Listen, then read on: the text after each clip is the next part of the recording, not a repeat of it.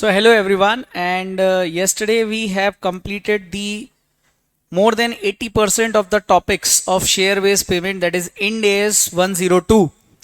मैंने आपको ओवरव्यू दिखाया था और आपको याद हो तो ओवरव्यू में मैंने आपको बताया था कि हमने share based payment with employees, इसमें equity settled option, cash settled option और कैश और इक्विटी सेटल्ड, ये तीनों ऑप्शंस को देख लिया था। अब हम आते हैं share based payment with others. Means other मतलब other than the employees of the companies पर। बस ये छोटा सा टॉपिक बचा है, तो ये शेयर बेस्ड पेमेंट आपका पूरा रिवाइज हो जाएगा। आ जाते हैं share based payment with others. I hope आपने कल तक जो मैंने लिया था रिवीजन, वहां तक के लिए पूरा आपने अच्छे से पढ़ाई कर ली होगी। एंड देखिए अगेन मैंने आपको हर वैरायटी का क्वेश्चन मॉड्यूल से भी कवर करा दिया, सामने से जितनी वैरायटी है वो मैंने बता दी, मस्ट डू क्वेश्चंस बता दिए। बस अब आपको करना है, ठीक है। अब गेंद आपके पाले में है, ठीक है। अब आईसीआई के हाथ में नहीं है, आप अपना बेटर प्रिपरेशन करो।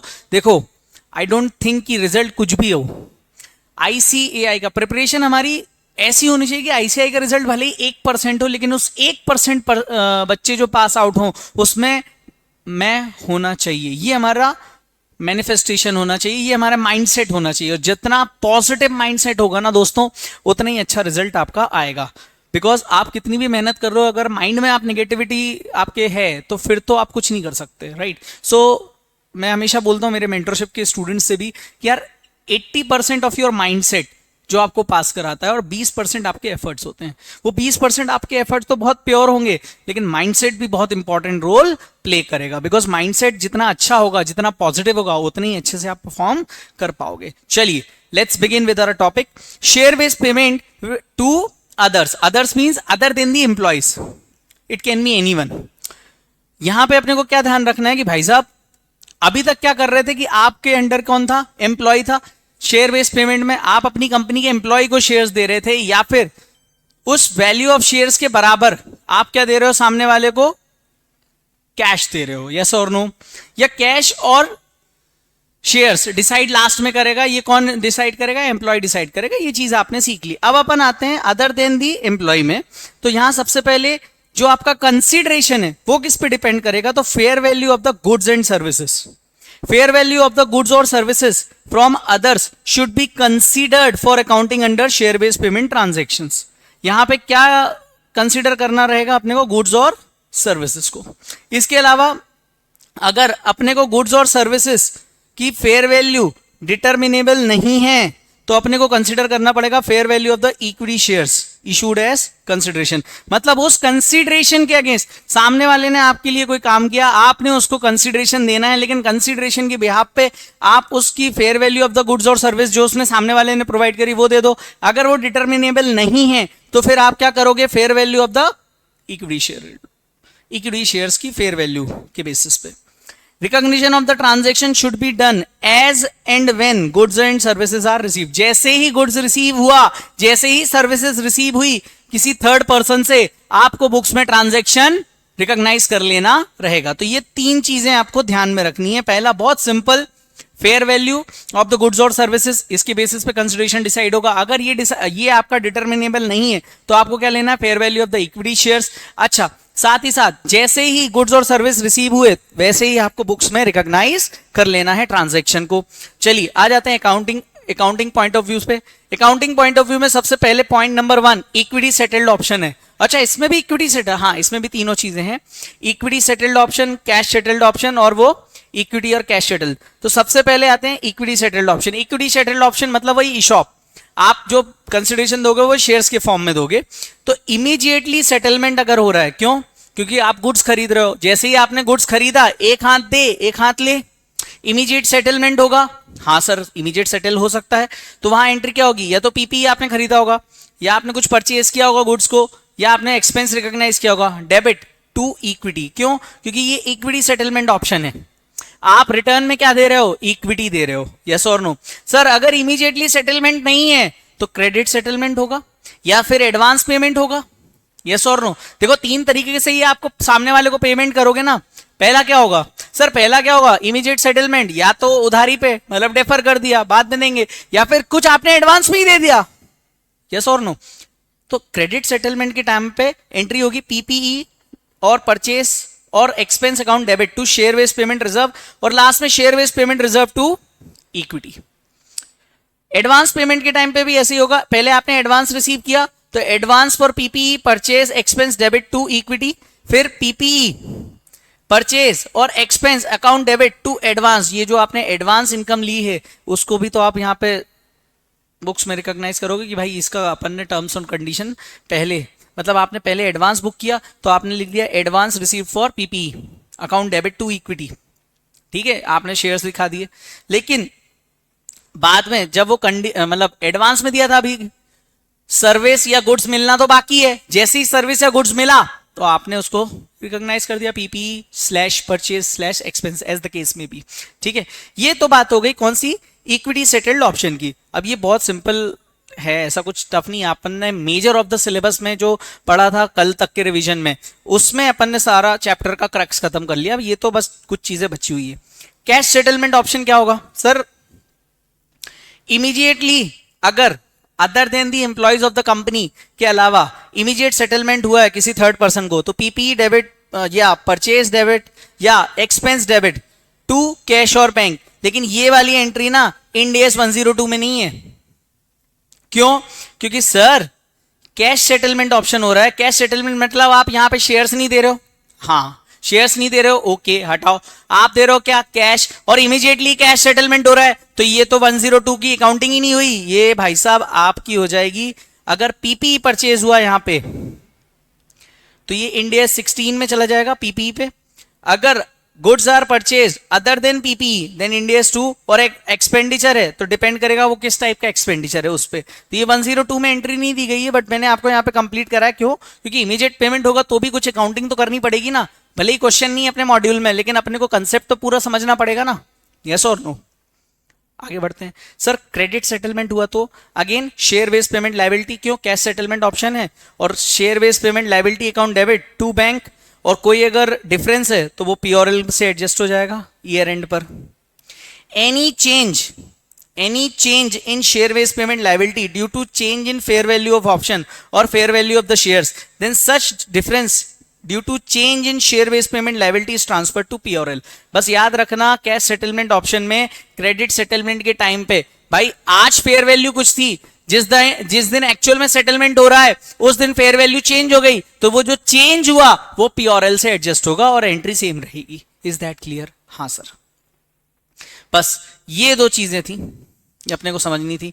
इसके बाद आते हैं third, share based payment to third person और अदर्स। उसमें एक थर्ड ऑप्शन कैश अल्टरनेटिव और इक्विटी अल्टरनेटिव। अपने को डे वन पे नहीं पता रहता है, बाद में पता चलता है, तो अपन क्या करेंगे, सबसे पहले अगेन इक्विटी कंपोनेंट कैलकुलेट कर लेंगे, फिर अपन जनरल एंट्री पास करेंगे पीपी डेबिट या परचेज डेबिट या expense debit to share based payment reserve to share based payment liability. Again कैसे निकालेंगे, वही स्टेप नंबर 1 में अपन इक्विटी कंपोनेंट कैसे निकालते थे, पहले इक्विटी अल्टरनेटिव का कंसिडरेशन निकालते थे, फिर कैश अल्टरनेटिव का कंसिडरेशन निकालते थे, और उसके बाद जो डिफरेंस बचता था that will be equity component, जिसको अपन throughout the vesting period divide कर देते थे।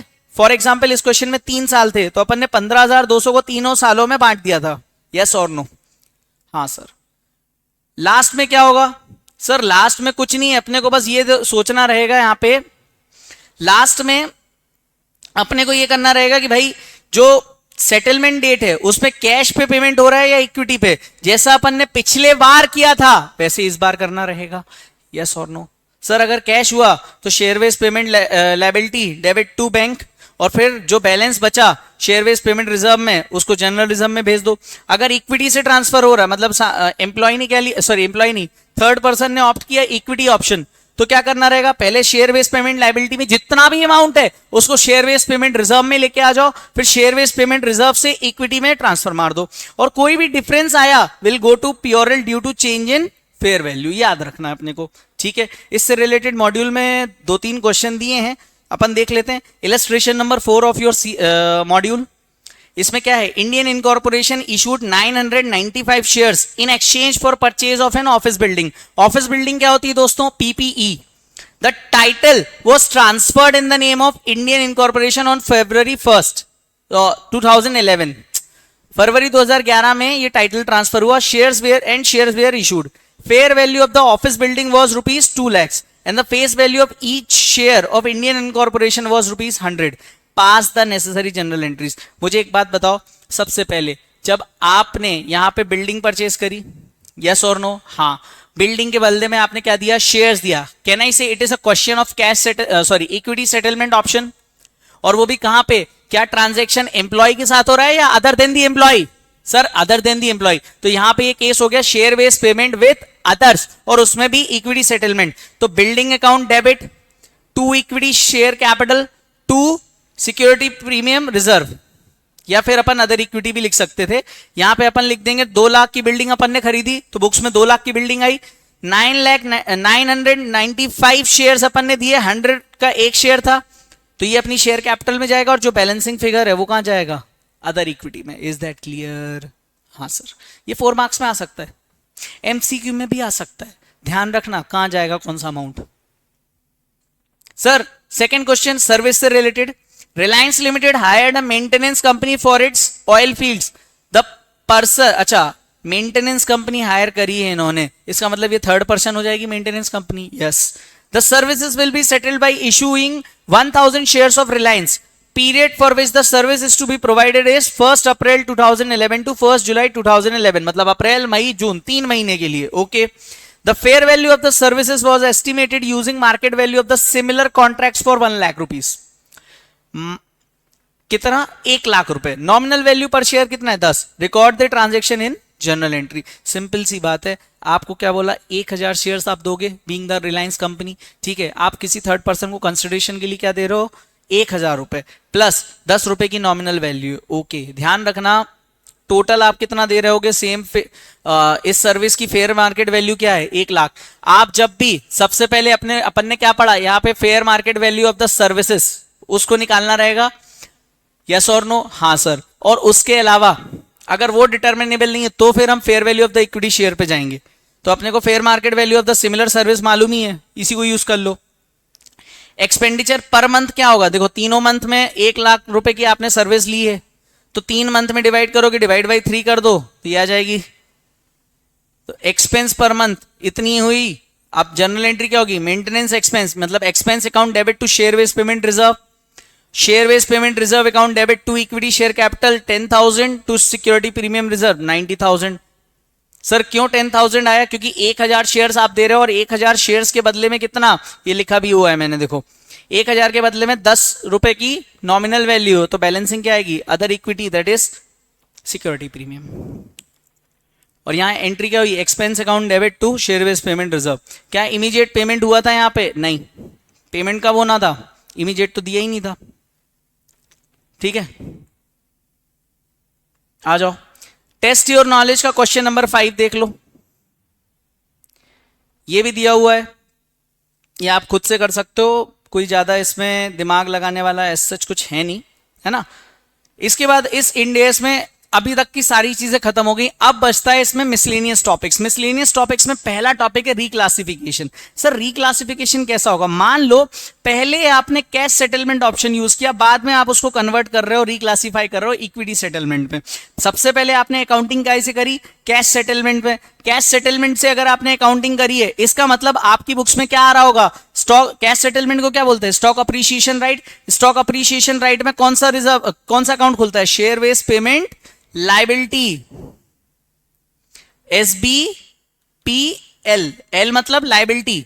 ये जो बन रहा है, अगर share based payment liability account बना, तो अब लाइबिलिटी अकाउंट बन गया. अब आपने क्या किया? ऑप्शन को चेंज कर दिया, इक्विटी सेटलमेंट ऑप्शन पे आ गए. इसका मतलब अब आपको बुक्स में कौन सा लाना रहेगा? Share based payment reserve account. तो आपको क्या करना है? जितनी भी कैरिंग अमाउंट होगी शेयर बेस्ड पेमेंट लाइबिलिटी की, उसको ट्रांसफर कर देना है शेयर बेस्ड पेमेंट रिजर्व में.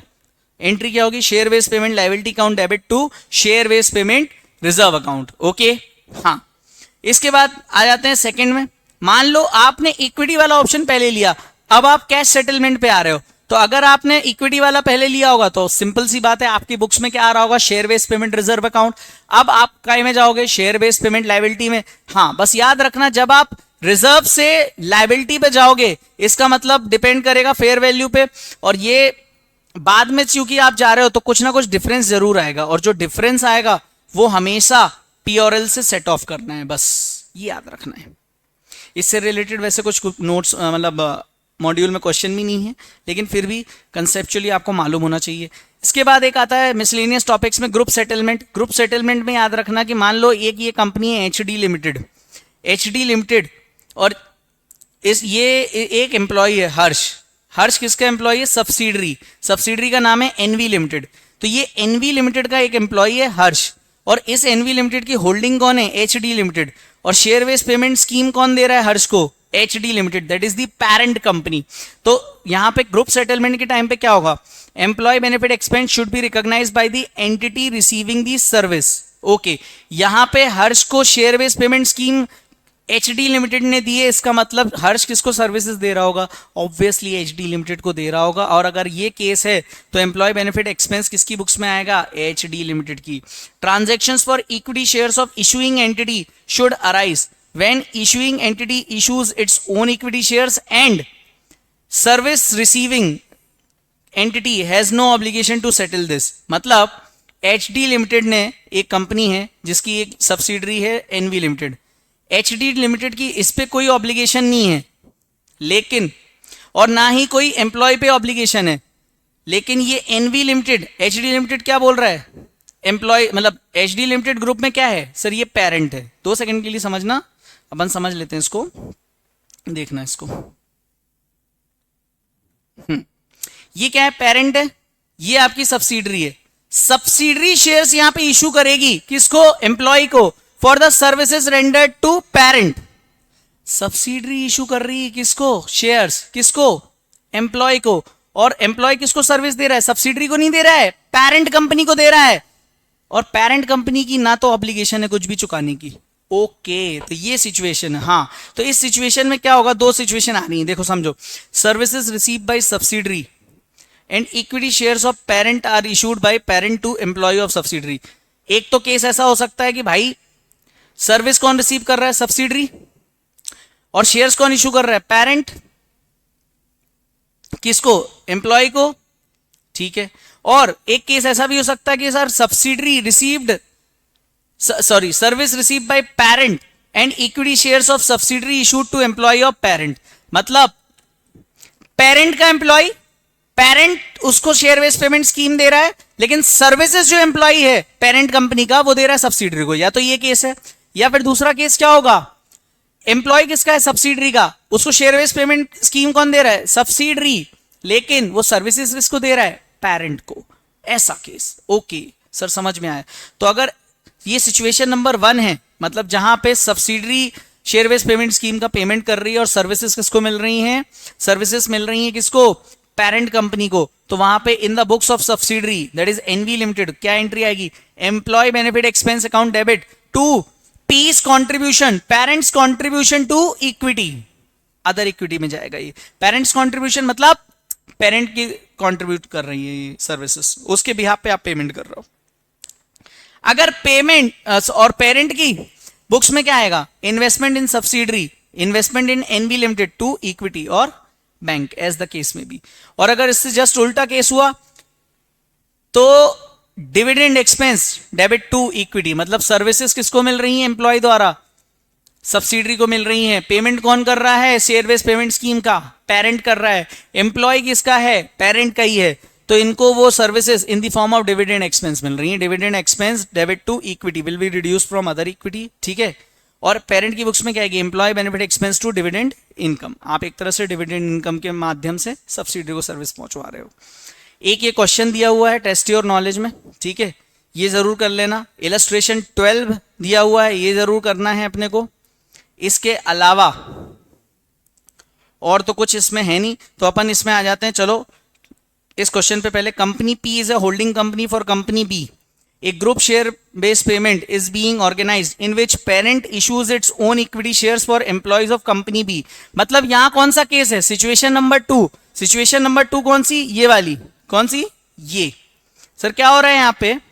सर यहां पे ना parent share based payment scheme दे रहा है अपने एम्प्लॉय को, पेरेंट इशू कर रहा है शेयर्स, और किसके लिए? सब्सिडरी बी के लिए।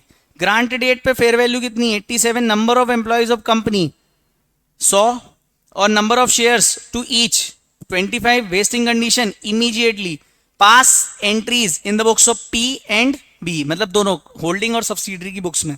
तो देखो amount of employee benefit expense कितना आएगा, 100 एम्प्लॉयज इंटू फेयर वैल्यू पर option into number of options और पीरियड फैक्टर 1/1 आएगा। क्यों? क्योंकि इमीडिएटली वेस्ट हो रही है कंडीशन।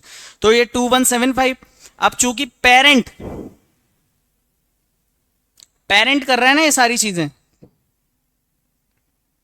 यस और नो? हाँ सर पेरेंट कर रहा है। तो अपने को क्या करना है यहाँ पे, एक मिनट क्वेश्चन देखना। पी होल्डिंग कंपनी है for company B, parent issue कर रहा है। हाँ तो देखो पी की बुक्स में क्या है, investment in B to equity, other equity मतलब डिविडेंड इनकम मतलब इक्विटी, और employee benefit expense debit to piece contribution. Yes और नो? Answer is yes. आ जाओ इलस्ट्रेशन नंबर 12 पर। A parent grants 200 share options to 100 employees of its subsidiary. 100 employees of its subsidiary conditional upon completion of 2 years service with the subsidiary. ठीक है. The fair value of the share options on the grant date is 30. At grant date, the subsidiary estimates that 80% of the employees will complete 2-year service period. The estimate does not change during the vesting period. At the end of the vesting period, 81 employees complete the required 2 years of service. The parent does not require subsidiary to pay for the shares needed to settle the grant of the share options. Pass necessary general entries for the above agreement. तो general entries pass करनी है, simple है। पहले तो ये देख लेना shares कौन इशू कर रहा है, पेरेंट। ऑब्लिगेशन टू पे किसकी है, parent. Shares given to employee subsidiary, okay. तो आप एम्प्लॉय बेनिफिट एक्सपेंस कैलकुलेट कर लो। ईयर 1 पे 80 आपने एस्टिमेट करे, 2 साल की सर्विस थी, लास्ट ईयर में आपको मालूम पड़ गया 81। नंबर ऑफ ऑप्शंस, सबको कितने ऑप्शंस आप दे रहे थे सर? 200 शेयर ऑप्शन 100 एम्प्लॉयज को, 80, 81, ये 30 आपका क्या था, फेयर वैल्यू, यस और नो। और ये फैक्टर तो 1/2 और 2/2 आ जाएगा, सिंपल। ये आ जाएगा पर एनम। एंट्री क्या पास करोगे आप, एस लिमिटेड में employee benefit expense to other equity, that is P's contribution, parent's contribution, ठीक है, 2,40,000, 2,46,000। और पी लिमिटेड में investment in S limited to equity, 2,40,000, 2,46,000, खत्म। इसके बाद ये क्वेश्चन सिमिलर है जैसा अपन ने ऊपर किया, इसको अपन खुद से कर सकते हैं। Question number 10 of your test your knowledge, इसको आप खुद से करिएगा। लास्ट है बिजनेस डेफर्ड टैक्स, ये अपन इंडियस 12 में डिस्कस कर लेंगे। इससे अच्छा बिजनेस कॉम्बिनेशन इंडियस 103 जो अपना रिवीजन होगा उसमें अपन डिस्कस कर लेंगे। आते हैं first time adoption of Indians, ये एक लास्ट कॉन्सेप्ट बचा है। सिंपल सी बात है, कहने का सिंपल सा एक तात्पर्य था कि अगर पहले शेयर बेस्ड पेमेंट एग्जिस्ट कर रहा था, पहले तो नहीं करता होगा ना, शेयर बेस्ड पेमेंट रिजर्व कब से आ रहा है बुक्स में, जब से इंडियस आपकी एंटिटी पे लगे। उससे पहले क्या लग रहे होंगे, एएस या गाइडेंस नोट्स। तो पहले लगता था ईशॉप पे गाइडेंस नोट 19, तो आपकी बुक्स में आ रहा होगा ईशॉप आउटस्टैंडिंग एज पर दी आई गैप। आई गैप मतलब जो पुराना वाला अपने पे लगता था अकाउंटिंग स्टैंडर्ड्स वगैरह, गाइडेंस नोट 19, ठीक है। अब क्या होता था कि जब ईशॉप आउटस्टैंडिंग है और अब आप पे इंडियस लग गए, जब आप पे इंडियस लग गए हैं तो आपको ये सोचना पड़ेगा कि इस ईशॉप आउटस्टैंडिंग का क्या करूं। क्यों? क्योंकि अब इंडियस के हिसाब से ये तो है ही नहीं, अब तो वहां शेयर बेस्ड पेमेंट रिजर्व या शेयर बेस्ड पेमेंट लाइबिलिटी भी तो आ सकती है। हाँ, पहले शेयर बेस्ड पेमेंट लाइबिलिटी हो भी नहीं सकती थी, ईशॉप आउटस्टैंडिंग लाइबिलिटी में कभी लिखा नहीं लिखा। तो अपने को चेक कर रहे हैं सर पहले क्या स्कीम का वेस्टिंग पीरियड ओवर हो गया? सर वेस्टिंग पीरियड ओवर नहीं हुआ। जब वेस्टिंग पीरियड ओवर ही नहीं हुआ तो आप क्या कर सकते हो, ईशॉप आउटस्टैंडिंग को कन्वर्ट कर दो शेयर बेस्ड पेमेंट रिजर्व में। Valuation of this share based payment reserve should be done on transition date. Transition date क्या होती है सर? जिस दिन इंडियस इंडियस आप पर एप्लीकेबल हो गया। Is that clear? हाँ सर और as per the provisions of Ind AS 102 retrospectively, retrospective effect देना पड़ेगा। रेट्रोस्पेक्टिव मतलब शुरुआत से उस ट्रांजैक्शन पर। आप ये मान के चलना कि अभी तक आप पे क्या लग रहा था, गाइडेंस नोट 19, अब आप पे क्या लग रहा है, इंडियस 102। तो अब आपको शेयर ईशॉप आउटस्टैंडिंग को शेयर बेस्ड पेमेंट रिजर्व में लाना रहेगा और उसका वैल्यूएशन होगा ऑन द ट्रांजिशन डेट, जिस डेट पे आप पे इंडियस एप्लीकेबल हो गया, और रेट्रोस्पेक्टिव इफेक्ट देना पड़ेगा। साथ ही साथ कोई डिफरेंस अमाउंट आया ईशॉप आउटस्टैंडिंग और शेयर बेस्ड पेमेंट रिजर्व में तो उसको जनरल रिजर्व से एडजस्ट कर दो, बस इतनी सी कहानी है। ये कब की कहानी? जब वेस्टिंग पीरियड ओवर नहीं हुआ। लेकिन सर वेस्टिंग पीरियड ओवर हो चुका है, लेकिन ऑप्शन अभी तक एक्सरसाइज नहीं करे। सर ऑप्शन अगर एक्सरसाइज नहीं करे तो वो बोलता है कंटिन्यू करो अकाउंटिंग। क्यों? क्योंकि continue accounting as per I GAAP, that is guidance note 19 के हिसाब से आप अकाउंटिंग कंटिन्यू कर सकते हो, but ESOP outstanding will be called as share based payment reserve.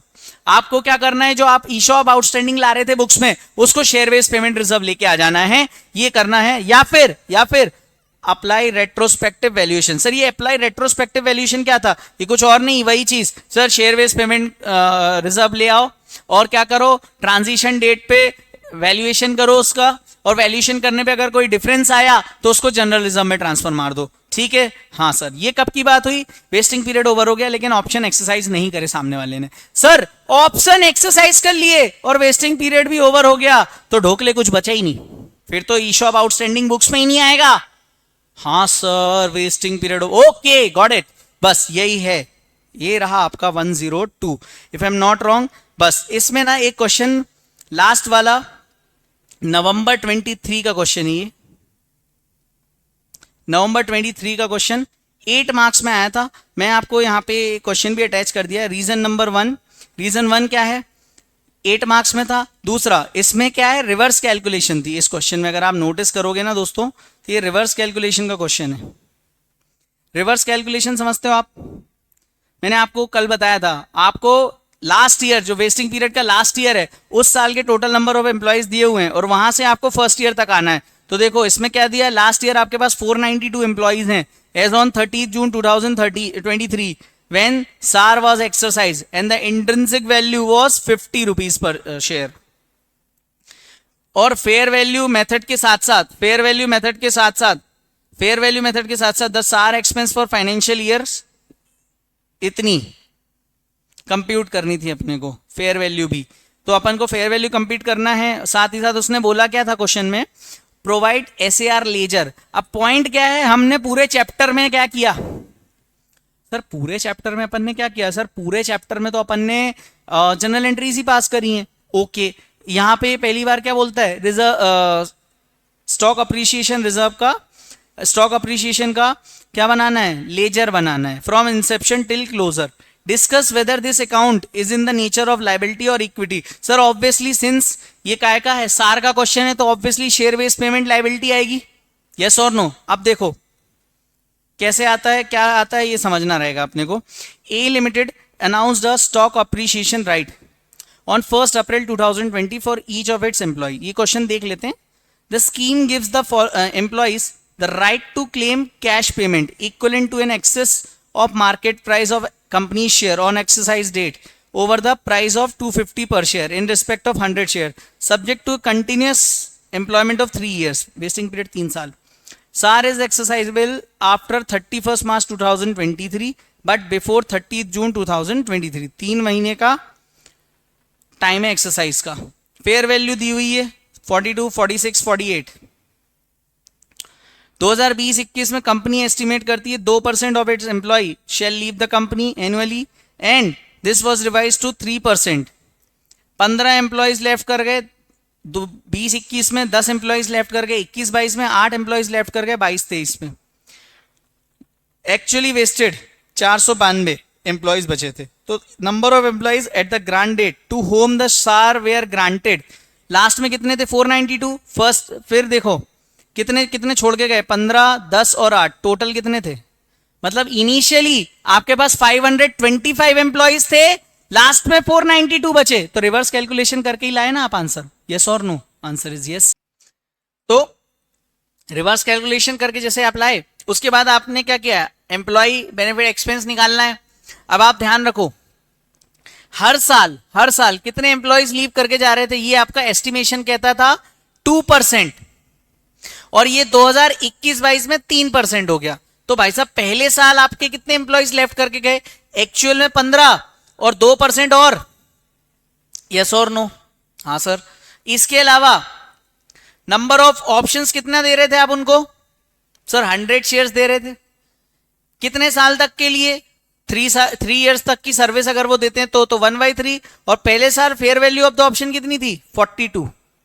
क्योंकि ये SAR का क्वेश्चन है तो हर साल की फेयर वैल्यू के हिसाब से मिलेगा। तो ये देखो इन्होंने पूरा ये कैलकुलेशन दी है। नेक्स्ट ईयर, अच्छा 2 साल तक तो आपका एस्टिमेट वही रहेगा ना 2% वाला, तो 2% 2 बार लेस होगा। यहां पे अगेन 525 लेस 15 लेस 10, और यहां से 3% हो जाएगा। क्यों? क्योंकि आपका एस्टिमेट चेंज हो गया, 2% से 3% हो गया। इंटू 100 पर शेयर 46 आपकी क्या हो गई थी भाई साहब? 46 आपकी फेयर वैल्यू हो गई थी, और इस बार पीरियड फैक्टर हो जाएगा 2/3, और पिछले साल का जो एक्सपेंस ऑलरेडी रिकॉग्नाइज हो गया, ये जो जाएगा, तो ये आपका टोटल कितना आया? 1487,333, जिसमें से 8,01,333 रुपए क्या है? करंट ईयर के हैं। लास्ट ईयर एक्चुअल बेसिस पे इनटू दिस 100, और लास्ट में 2 साल का क्यूमुलेटिव लेस कर दिया, यस और नो। सब लेस करने के बाद आपके पास कितना बचता है? ये, got it? Difference of opening liability 23 and actual liability paid, this is recognised as P and L, ठीक है। और यहां पे ये सार का लेजर बनाना था बस।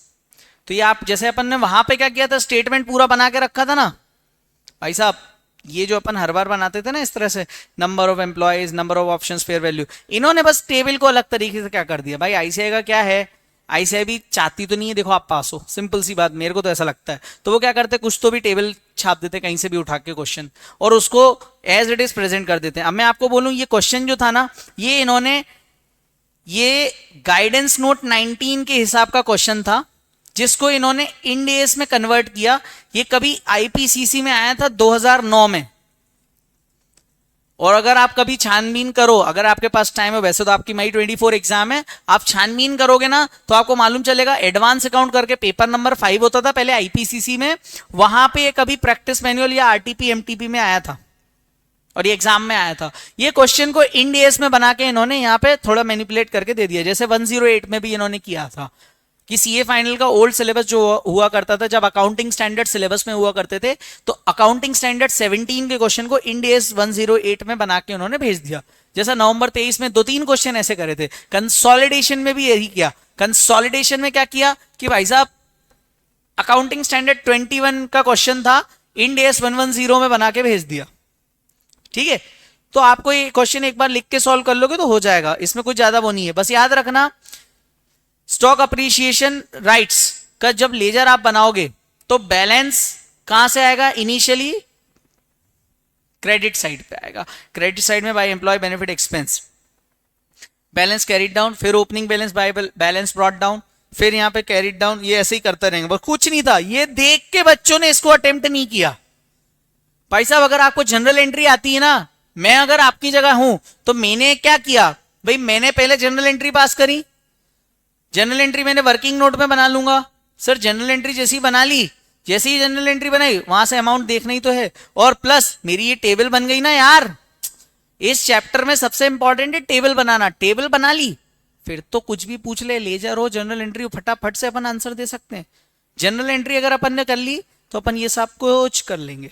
Got it sir? Yes. Last में इन्होंने दिया SAR is in the nature of liability because it is a cash settlement share based transaction in which payment of cash to the employees at the end of the payment is made to in the exercise at the end of the exercise period. Is that clear? हाँ sir. तो I hope share based payment पूरा अपना खत्म हो गया है, इसको आप अच्छे से कंप्लीट कीजिए। ऐसी कोई चीज मैंने नहीं रखी। रिवीजन अच्छा लगे तो do let me know. My number is 8871296220। इस नंबर पर मुझे आप व्हाट्सएप या टेलीग्राम कर सकते हैं, आई विल बी देयर। और आप अपने कमेंट जरूर बोल सकते हैं, कुछ इंप्रूवमेंट लगे बिल्कुल डेफिनेटली बोलिए, मोस्ट वेलकम। ओके चलिए मिलते हैं अगले रिवीजन वीडियो में FR के। Thank you.